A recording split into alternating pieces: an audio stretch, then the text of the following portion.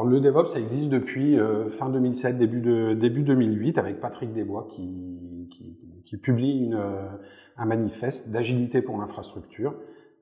Ça permet en fait d'aligner un petit peu les visions entre les équipes de développement produit et les équipes d'infrastructure pour qu'ils aient des méthodes de travail en commun et réduire le time to market, c'est-à-dire le temps qui s'écoule entre l'idée d'un produit, sa conception et puis son déploiement en production.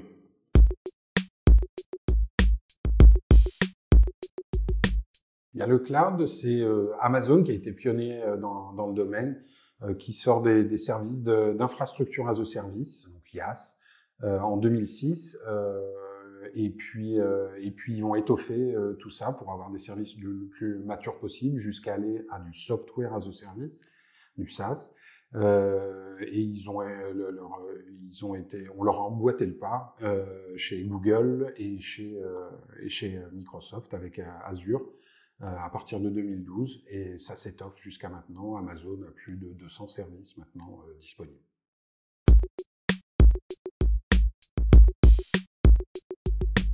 Alors les deux servent principalement à réduire le time to market.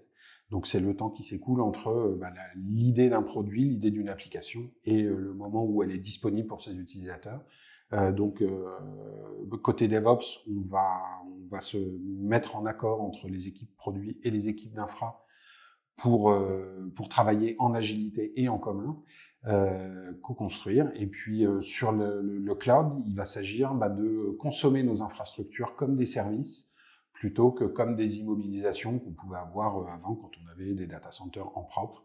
Là, on va pouvoir faire comme on le fait pour EDF ou pour Free, s'abonner à des services. Donc, je vais m'abonner à un service de serveur, un service de stockage, ou des choses comme ça.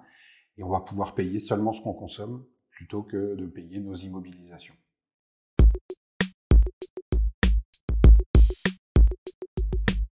Clanic, c'est une ESN, mais c'est pas une ESN comme les autres.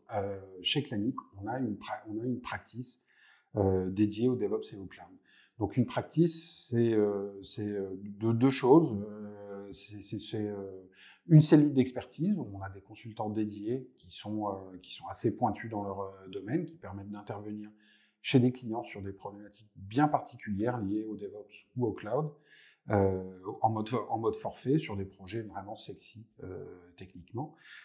Et puis c'est aussi une communauté où là les practice consultants et le practice leader travaillent à homogénéiser un petit peu les pratiques, les niveaux de connaissances dans la communauté, de fournir de l'aide aussi aux consultants qui sont en mission en régie, de leur permettre d'avoir du soutien, d'échanger sur les practices, d'échanger un petit peu sur les meilleures choses à faire, les technologies émergentes.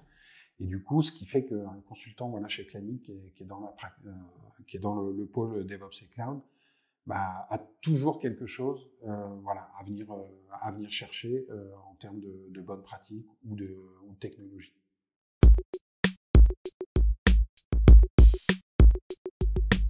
Alors, on a fait en 2023, on a monté l'usine logicielle pour Enedis. C'est un gros projet. L'idée, c'était de monter l'usine logicielle qui va permettre de fabriquer toutes les applications d'Enedis.